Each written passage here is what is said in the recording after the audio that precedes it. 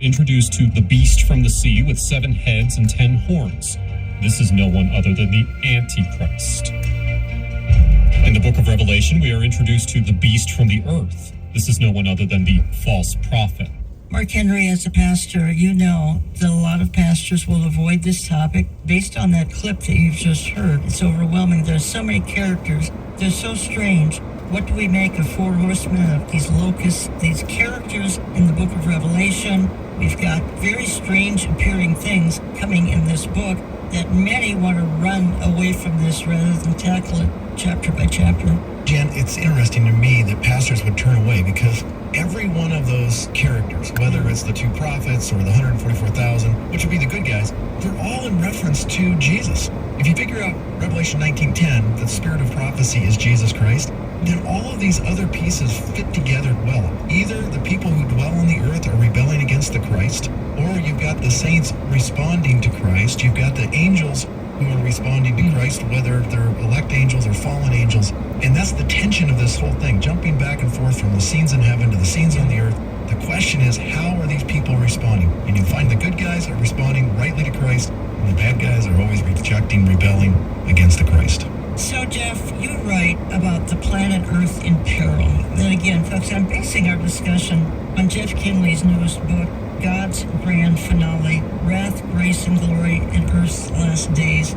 It is really chapter by chapter study of the book of Revelation. Very easy to understand. I found it extremely interesting. But eventually, Jeff, we have to get to the seals, the trumpets, and the bowls. And they seem harsh, perhaps unleashed by an angry God.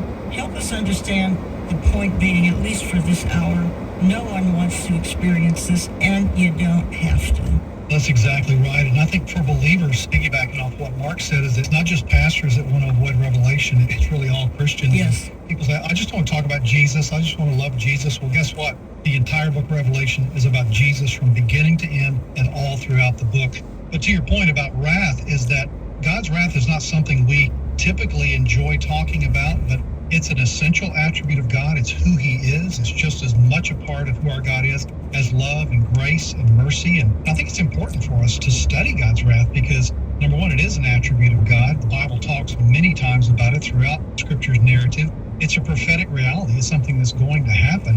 And the truth about divine judgment really serves as a deterrent to wanting to be, as you said, Jan, a part of this 7-year tribulation period, and also to miss the lake of fire, which is the ultimate expression of his wrath. I think it's a healthy motivation to see God, and it gives us great respect. You say this, you say during these judgments, again, this would be the seals, the trumpets, the bowls. During these judgments, God will literally shake the planet as if to say, do I have your attention now? They will cower. This is their response of man. They will cower under rocks rather than take shelter in the rock of ages. Somehow that speaks to me about the hardness of the heart of mankind. At the same time, many are going to be getting saved during this time, so we have a dichotomy here. Absolutely. There's a dual path that runs in the narrative because in chapter 6, in the initial seal judgments, we see people hiding under rocks. Save us from the wrath of the Lamb and him who sits on the throne. They're not blaming all these things on aliens or climate change. They know exactly who's causing these things. But instead of turning to Christ, those who dwell on the earth, they go on in chapter 9, chapter 16, to not repenting of their sins. They go on to blaspheming God, hating God. And eventually, at the end of Revelation, you have the whole planet gathering to fight God to try to kill that same Lamb. But at the same time, Jan, there's this outpouring of a massive revival that takes place. Probably the greatest outpouring of God's grace in history is going to happen in Revelation chapter 7. It's a glorious passage because people from every tribe, nation, tongue, and language are going to be a part of coming to Jesus. I want to go there in a minute. Mark, you had something here. Jeff is so right on here. It all comes back to the gospel makes no sense if you don't preach Revelation. Jesus said, I came to seek and to save that which is lost. Lost, and the wrath of what? Well, it's described in the book of Revelation as an unsaved individual reading through the Bible. I get to the lake of fire there, and I'm like blown away. I don't want to go there. The fear of the Lord struck me, and that's why I needed to believe in the Lord Jesus Christ. And if you think about, people can say, well, this is a book of wrath, and how dare God? Remember this. The Son of Man left the glory of gracious for 2,000 years, saving a great host for himself from every tribe, tongue, and nation. And then 7 years of wrath filled with prophets preaching during that time, the 144,000, the 2 prophets, the angels, and saving, as Jeff just said, a great multitude even in the midst of that. Jesus is mighty to save. Yes, he's going to judge the earth, but this is a book of God's deliverance and of God's judgment of those who will reject him. The judgment is real.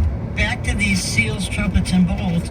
Mark, Jesus unleashes these, not man, not Satan, not the Antichrist. Jesus Christ unleashes what we're talking about.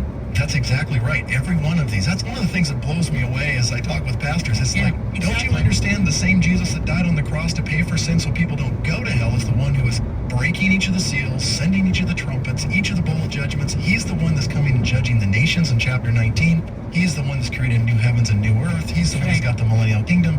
This is all about Jesus. This is the whole point. 2,000 years of grace, the church age. Don't face his wrath. Experience his grace now. It's just amazing to me the amount of grace that's shed even during the 7 years. I don't know about you. I'd throw up my hands at that point.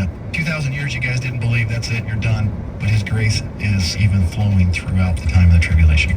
Jeff Kinley, these rather intriguing horsemen on the apocalypse. The first horseman, and probably the Antichrist, is on a white horse, and he's carrying a bow, but no arrows. What does that mean? It says he comes conquering and to conquer. And so I think this is indicative of the fact that he comes to bring a message of peace. He essentially rises to a platform of prominence through bringing peace. And in the context, once again, if you think of the post-rapture chaos that's going to be blanketing planet Earth in that day, imagine the amount of panic, the amount of anxiety. People are going to be losing their minds.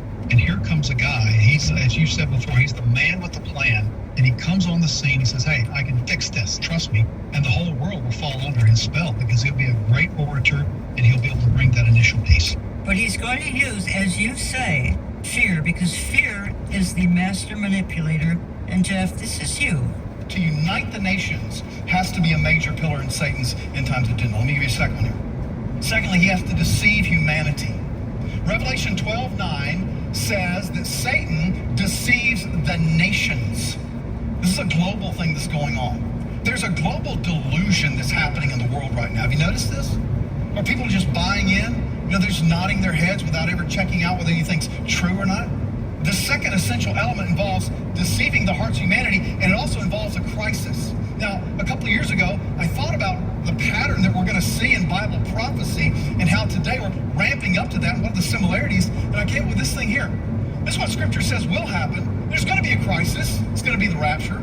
The post-rapture crisis will happen. It will be such a chaos, the panic and fear worldwide. Jesus says there'll be false Christ, wars and rumors of wars, and then finally there'll be calm. You know why? Because this man called Antichrist will come upon the scene and he will bring peace. Revelation 6:1 says he's the rider on the white horse. He's going to bring a relative sense of calm and peace and safety. Everything's okay. And because of that, people will comply. It'll be okay now. He's our man. He's in charge, right? But the end game is control. When he finally enacts those financial restrictions, when he demands total allegiance, worship, and, of course, the mark of the beast. Now, what has already happened? We saw a crisis with the COVID. Now, Russia, Ukraine, all this climate anxiety, all these new crises that are coming. Monkeypox didn't stick, okay? But they tried. But there's chaos that follows that. Panic and fear. Weren't you afraid to walk beside someone right after COVID happened? Someone sneezed, the whole room exited, you know? People even today, they clear their throat and people freak out, right? Fear is a great, wonderful, masterful manipulator, my friend. You get a populace to be afraid, you can do anything with them. Amen. You really can. Mark Henry, we've enjoyed 2 years of bi-monthly Understanding the Times events held at your church in Brooklyn Park, Minnesota. Still, in 2023, we have Jeff Kinley coming up, as we've said, Thursday, August 3rd, 7 to 9 p.m. Then in October, we have Pastor Barry Stagner coming on Thursday, October 5th, in conjunction with our second Pastors Huddle. What is this, and how do pastors listening get involved for this October activity? Jan, I so love your heart for the pastors and the churches and our listening family. Mark Henry Ministries, Olive Tree Ministries, uniting together for the pastors. Now listen, many of you pastors went to seminary, and it's very common for seminary graduates now only to have like 7 to 8 hours of eschatology or even surveys of minor prophets, Book of Daniel, Revelation. What this is a time for pastors to come, to gather, and we've brought in a great scholar by the name of Dr. Mike Powell. He's a graduate of Dallas Seminary, and he's pastored for 41 years. We had our first huddle back in May. We had 25 guys from around the country. They had a great time. We want to expand that to 50. So we want to ask you to send your pastor, or you pastors contact us at markhenryministries.com, or you can go to olivetreeviews.org. This huddle coming up in October 4th through the 6th. We'll start on a Wednesday, have the first session, have some sessions on Thursday, then we'll have our Understanding the Time event, so you'll be a part of that. Barry Stagner will be with us. It's going to be a great time, and we'll finish up on Friday, and we're going to be specifically focusing on a literal grammatical hermeneutic as it applies to the book of Revelation. That's this fall. We are not doing it this summer. We need to clarify. We're talking about the fall, Understanding the Times. Correct. October 4th through the 6th, Dr. Mike Powell. And then, Lord willing, in 2024 in May or in the spring event, we'll have another huddle there. Join us. Again, for the August event, you can live stream markhenryministries.com. You can watch it post-program, or you can come on out in person. If you're in the upper Midwest area, we hope you'll consider doing that. Pastor Henry, your church services, you've got Saturday night at 4. You got Sunday at 8, 9:30, and 11 a.m. Traditional, I believe, is 8 a.m. and 9:30 on Sunday morning. A lot happening at your church, Revive, Brooklyn Park, Minnesota. God is opening a wide door in these last days, Jan. People are wanting to understand the scriptures, and it's been a great joy for us to minister to so many in these days. And as I said in my intro, they really do want to understand, how does it all wrap up? So many pulpits are silent, as Jeff would attest to. Jeff, you're out there in the churches, and I know you experience some really broken-hearted people because they have to come to a conference to get this information. Sure, they're like orphans, Christian orphans that are out there that don't have a shepherd. Sometimes it's not even just prophecy, Jan. They just want someone to open the actual Bible and teach it to them verse by verse, because they're hungry. And all true believers really are hungry. We want God to tell us what's going on, what's happening in the world, but also how we can know Him better. And too many times there are platitudes, TED Talks on Sunday mornings, self-help seminars. Just give us the truth from A to Z, like Paul said to the Ephesian elders. I didn't shrink from declaring to you the entire counsel of God. That's what people really want. When I come back, I want to talk a little bit about the Great Awakening. There's going to be a revival in this tribulation time like never before. Why a millennium? What is it, and why do we have to have one? Why does God restore Satan at the end of the millennium? There's got to be a good answer. We're going to talk about that and much more in part 2 of my programming, so don't go away. I'm coming right back. We hope you'll stay in touch with us online through olivetreeviews.org. That's olivetreeviews.org. You can call us Central Time at 763-559-4444. That's 763-559-4444. Write us through the mail at Olive Tree Ministries and Jan Markell, Post Office Box 1452, Maple Grove, Minnesota 55311. That's Post Office Box 1452, Maple Grove, Minnesota 55311. All gifts are tax deductible. In the age of fake news and false teaching, thank you for trusting Olive Tree Ministries and Understanding the Times Radio. We are pleased to carry Jeff Kinley's newest book, God's Grand Finale, Wrath, Grace, and Glory in Earth's Last Days. The Bible's last book is God's final word to mankind and the breathtaking revelation of our Lord Jesus Christ. The revelation describes depravity, devils, and destruction. It also provides an incredible portrait of our Almighty God, delivering profound insights into who He really is. This book will help you experience how God uses the apocalyptic realities of Revelation to reveal Himself to you. When the dust of Revelation settles, we behold the Lamb standing and ruling in triumphant, sovereign, and indescribable glory.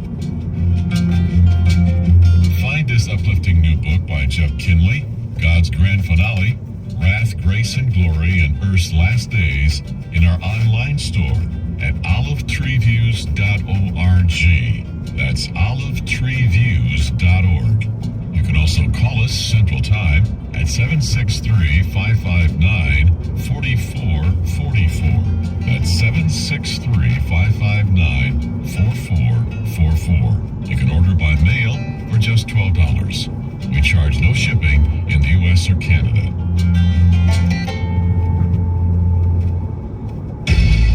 And the point of Revelation is Revelation 19:10. It says the testimony of Jesus is the spirit of prophecy. You will fall more in love with your Savior and your Lord by going through this book of Revelation, and you'll find so many great attributes of God that will make you want to not only know Him, to love Him, but to serve Him during the short time that we all have left. We know you can't always be by a radio, so if you miss a program, visit our website, olivetreeviews.org. That's olivetreeviews.org, and then go to radio, where we feature both the audio and video version of our program. You can also catch the program at oneplace.com, on our Rumble or YouTube channel, and on his channel, Christian TV. Now, here are Jan Markell, Pastor Mark Henry, and Jeff Kinley to wrap up today's programming. There's also a time frame that they will come and will live before they are killed. When will the two witnesses come to earth? They will come into the world during the Great Tribulation. Jesus said there would be a great tribulation before his second advent, a tribulation that has not been seen before on earth. Matthew chapter 24, verse 21 says, "For then shall be great tribulation, such as was not since the beginning of the world to this time, no, nor ever shall be." When tribulation period starts, a lot of worldwide events will happen as told in the book of Revelation. The Lamb will open the seals, and each seal is associated with great events on the world as told in Revelation chapter 6. Then we also have the angels that will blow trumpets, and some horrible things will happen. The two witnesses will come right after the sixth trumpet and before the seventh trumpet. This means that these witnesses will come during the Great Tribulation. What we should know about this is how great God is to send witnesses to tell people to repent. People will still get a second chance to repent and follow Christ, but not all obey. This is the same thing God will do when he will send his angels to preach the gospel of the Lord so that the world can change.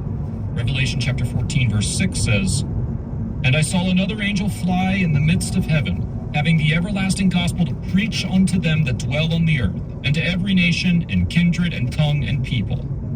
This shows the love of God for mankind, even in the time of the Great Tribulation.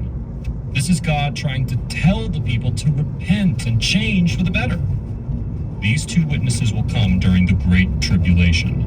Indeed, God is the God of second and third chances, even during that terrible time in the Bible known as the Tribulation and the Great Tribulation. I'm talking for the hour with Jeff Kinley because we carry his newest book, God's Grand Finale, Wrath, Grace, and Glory in Earth's Last Days. You can reach Jeff at jeffkinley.com. jeffkinley.com. In studio with me is the co-host of our Understanding the Times bi-monthly events located at Revive Church in Brooklyn Park, Minnesota, Pastor Mark Henry. Why don't you give that address one more time, Mark? Revive Church, 7849 West Broadway, Brooklyn Park, Minnesota, 55445. And our next meeting, Thursday, August 3rd, with Jeff Kinley. No cost, no reservation. You can live stream at markhenryministries.com, and you can reach Mark at markhenryministries.com. He pastors Revive Church, which you can find more information, including church services at revivebrooklinpark.org, a suburb of Minneapolis, not far from me, as a matter of fact. And Jeff is the author of 40 books. He heads Main Thing Ministries, and we have carried so many of his books, I can't even count them all, probably a dozen over time. He also is on his channel, Jeff Kinley Live, and I think you've taken Ed Heinsen's place, if that's possible, Jeff, The King is Coming telecast. How can they watch The King is Coming? You can watch The King is Coming on the Dish Network, Roku, or on hischannel.com. It's on a whole bunch of networks there. Sure. And yes, I will not be able to fill Ed Heinsen's shoes, that's for sure. He was a personal friend and a ministry friend as well, as you well know. Let's go back quickly to the seals, trumpets, and bowls. And again, we kind of understand why some people might say, but Jan, this is truly gloom and doom that you're talking about. And these seals, trumpets, and bowls, they're unthinkable. And folks, they are. That's why you don't want to stick around for them. And you don't have to. Just name Jesus Christ as Lord and Savior, and you won't experience these terrible judgments. Let's just visit them for a few more minutes, and then we need to move on. Jeff, why so harsh? Because God is a God of wrath. He's a righteous God. He is a holy God. He's a very patient God. Yes. And yet there is a point where God's patience does have an end because God has scripted history, and there's a point where he shut the door of the ark. The Bible says that God himself shut the door of the ark. That day of grace was over. And so we see some of that wrath, the same kind of global, catastrophic, apocalyptic wrath take place during the 7-year period there. It's part of who God is, and we have to be right with that. But that's exactly what Christ endured at the cross for us. He endured this kind of wrath, eventually eternal wrath, so that we wouldn't have to. And that's the good news of the gospel. Mark Henry, again, this is why some people won't visit this. We look at dark headlines every day. They say, I'm going to turn to the Bible and I'm going to get scared again. The message we're trying to bring this hour is not necessarily, he is a God of love and second chances. Absolutely, Jan. It says in the scripture that Jesus is our propitiation. He took the wrath of God so that we don't have to. And if we reject him, there are consequences. There's always going to be consequences when a person rejects the Lord Jesus Christ. And if you reject him today, the rapture is going to take place. This tribulation is coming. The great white throne judgment is coming. The lake of fire is coming. And his wrath is real. And that's the reason you need to trust Christ today. Look to the Lord Jesus Christ. He died on the cross. He paid for sins. He rose again the third day. Believe in him and you will have everlasting life. You want to sum anything up, Jeff, in this vein that we're talking about? Revelation 6 through essentially chapter 19, that's a lot of space in the book of Revelation. But I think it's a clarion call. It's a neon sign flashing to this planet saying, wrath is coming. Another global flood is coming. But it's in the terms of God's wrath and these judgments. So avoid them at all costs by fleeing to the cross, casting yourself on the mercy of God, and Jesus will not cast you away if you do that. So there's 30 minutes of silence in heaven during the seals, trumpets, and bowls. There's 30 minutes of silence. Mark, what do you think that's about? I think it's the sober reflection of what's happening. You got to remember in the 5th seal, the martyrs are saying, God, how much longer will you endure this, them killing us and the prophets, and they're shedding our blood? And God says, be still. He says, be at rest.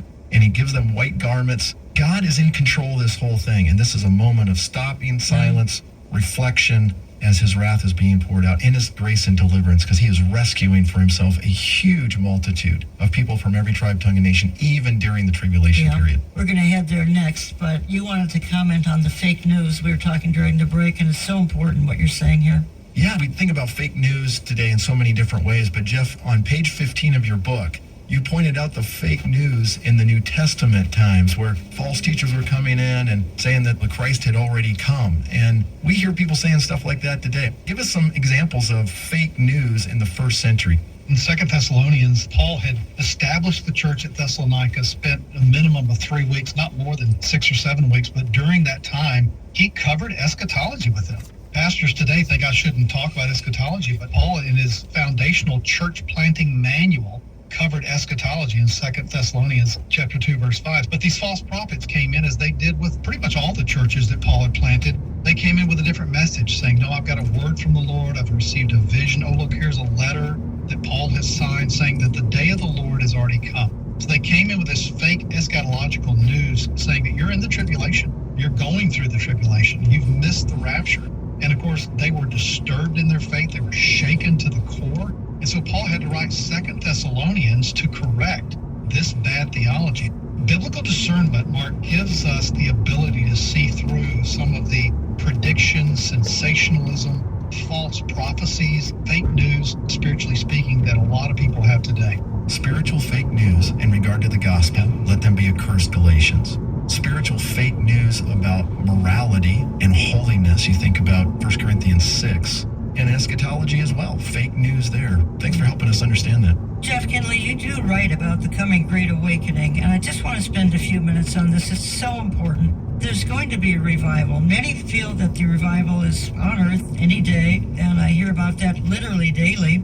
I do have some questions about that, and I tend to see it perhaps in its ultimate in the tribulation, the first half of the tribulation. And we need to clarify the Holy Spirit is not removed during the tribulation. His restraining influence may be removed, but the Holy Spirit is not removed. And God provides unlimited number of options to be sharing the gospel. Mark, share some of those ways the gospel will be presented. The 144,000 goes on and on. What's fascinating, Jan, when someone reads chapter 6 through the end of chapter 18, You've got the seal judgments, and in between 6 and 7, you've got the 144,000 Jews who are going to go out and preach, and God's going to protect them, and others are going to be dying, and there's going to be all this pestilence and all this stuff happening. But those 144,000 preachers of the gospel, the good news, are going to be going out. And then you get into the trumpet judgments, and in between 6 and 7 there, the 2 prophets are going out and speaking. And then God sends angels. It's called the everlasting gospel, is preached around the globe.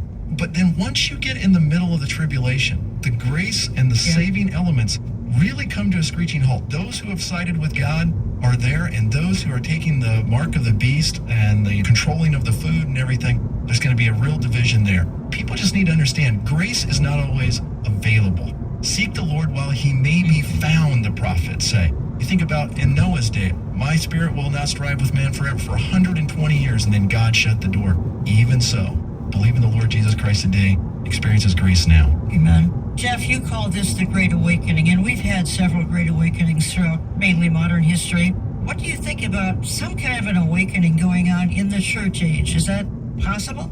As is typical with the Western church, Jan, we tend to build our own template about what awakenings look like. We think it has to be a Billy Graham crusade. It has to be a large gathering of people in one place. But I believe God is awakening his bride, the remnant of his bride, in churches like Mark's church and other churches that are preaching the true gospel. I'm seeing remnants of the bride waking up. They're getting into the Word of God. They're getting their garments ready, if you will, for the rapture. But it's not taking place in terms of these massive coming to Christ type thing, because that's actually not prophesied in the Scripture. What is prophesied is a great falling away from the faith in 2 Thessalonians chapter 2, verse 3. It's not to say God couldn't do that, but it's just to say that I believe Jesus is a lot more concerned about purifying his bride in the church age right now. That's what we read about in Revelation 2 and 3. Certainly people will come to Christ, but the massive revival is coming, but it's going to come in the tribulation period. You feel that this revival time will be in the first half of the tribulation, not so many chances in the second half, which I would agree with. Why don't you explain why? So as you follow the chronology in chapter 6, the beginning of the sealed judgments, the very next chapter, chapter 7, tells us about these 144,000 on fire, passionate, pure Jewish evangelists. And then the very next verse, verse 9, says, after these things, John sees this great multitude that no one can count of these massive revivals that are taking place in people's lives. It seems to follow that in the very early stage that this giant multitude comes to Christ en masse. And yet we see very little, if perhaps even none of that in the rest of Revelation. That's why I put that revival in the first half of the tribulation. And that's when, just logically speaking, as you trace Scripture too, Jan, is that the people's hearts are not yet as hard as they're going to be. They're hiding from God in chapter 6, but they're persisting in their sin in chapter 9, and then they're blaspheming God in chapter 16 and the rest of the book. Mark Henry, there are lots of people listening right now, and they've been sharing their faith with their spouse, their children, their grandchildren for years, been rejected, good friends, been rejected, and they need to be encouraged that there's probably going to be many more opportunities. We may be gone, and at that point in time, these loved ones are going to say to themselves, why didn't I listen? Yeah, you can imagine when the rapture takes place, and all of a sudden it's headline news. All these people are missing. It's going to be different volumes of people depending on which country you're from. Yes. But imagine here in the United States, there's so many millions of people that are gone. What happened? And everyone's going to be calling. My unsaved family members and friends, I know are going to be calling. My neighbor next door is going to be checking my house. And I've shared the gospel with them. I bounced the gospel ball in their court. And I said, if you want to talk more about this, I'd love to share Jesus with you. And he died on the cross to pay for my sins. And you can have everlasting life too. There's going to be a multitude of people who are going to end up responding to the gospel. We should not lose heart. Remember this. God is mighty to save. Jesus is mighty to save. And he's going to save a multitude, just like it says there in Revelation 17, right during the midst of this time of wrath. You want to wrap up this topic on the Great Awakening, Jeff? And I'm so glad you included and you had such an emphasis on it because we need to encourage. For sure. And in chapter 7, I love what it says in verse 15. It talks about them coming out of the great tribulation, this massive revival. It says, for this reason, they are before the throne and they serve God day and night. And God sits on his throne in the temple. They'll hunger and thirst no more. And this is, again, just a picture of God's incredible grace and mercy. I believe this also could picture those 24 elders we saw back in chapter 4. But to the point is that it really tells us that God is a lot more gracious than we give him credit for. Some people want to make God this loving God that never brings judgment. Other people say, well, it's just all the book of judgment and Revelation. But wow, think of the massive praise and glory that will accrue to our God and to his throne when these arrive in heaven. We'll be there waiting on them. And these believers come on into heaven, and think of the joyous celebration, Yes. celebrating not just their salvation, but the grace and mercy of God who allowed them to be saved during this time. And you know, Jim, when you read Revelation 20, when Jesus starts the millennial kingdom, that starts with this resurrection of this multitude who suffered during the tribulation period, who had trusted Christ, who had been martyred, and their resurrection. There is a grand host that's going to be resurrected and experience God's grace during the tribulation. Find this book in my online store, God's Grand Finale, olivetreeviews.org, views as in viewpoint, olivetreeviews.org. You can call my office, Central Time. You can get on our newsletter lists. Pastor Mark and I have read it, and I almost get to the point where I think I can't read anything new when it comes to the book of Revelation, and then they come out with a wonderful new book like this written by Jeff Kinley, my guest for the hour. Gentlemen, let's just look for a few minutes here, and Jeff, you cover it in here, and that would be the millennium. Jeff, why a millennium? Why do we need to come back? And we do come back in the second coming with Jesus Christ to populate the millennium with those believers who have survived the tribulation, the millennium here on this earth that we would like to leave forever and ever. We will eventually, but we got 1,000 years. Why? First of all, when you talk about the millennial kingdom, most Christians have a deer in the headlights look, like, what is that all about? And yet every single Christian has prayed for this millennial kingdom. Every time they've said, thy kingdom come, thy will be